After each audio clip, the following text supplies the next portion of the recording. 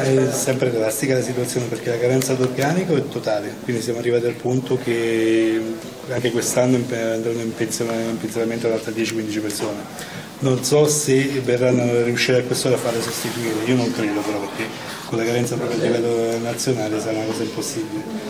Poi calcoliamo che sempre che sono il segretario provinciale e tutti i poliziotti della provincia di Treviso, non solo della questura, perché c'è anche la stradale, c'è la Polaria, c'è sta la postale e la Polfori, quindi la carenza è su tutti i fronti.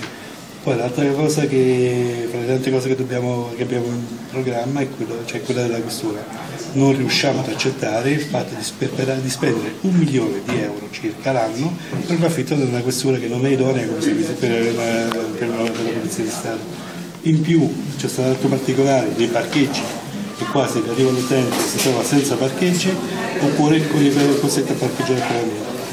Altra cosa che qua facilmente andremo a fare la raccolta firme è quella del disagio del personale che sta in servizio di volante o di stradale, che è costretto a restare fuori in servizio durante l'ora dei passi, quindi cominciano magari a partire dalle 7 di turno di servizio, finiscono alle 4 o 5 del pomeriggio e questi non hanno diritto a un rimborso spese per mangiare un panino o roba del genere. A differenza dei impiegati civili, oltre che dei impiegati civili, anche del personale della polizia che sta negli uffici, quindi bisogna equiparare tutti allo stesso livello. La raccolta firme che in pratica faremo dei banchetti come abbiamo fatto diversi anni fa, per esempio 5 settimane che ci metteremo ai mercati o ci metteremo in qualche parte a raccogliere firme a favore per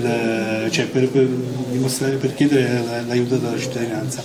In più questi firme raccolte qua automaticamente, questo documento andrà automaticamente tramite la segreteria nazionale o al capo dello Stato o al capo della polizia.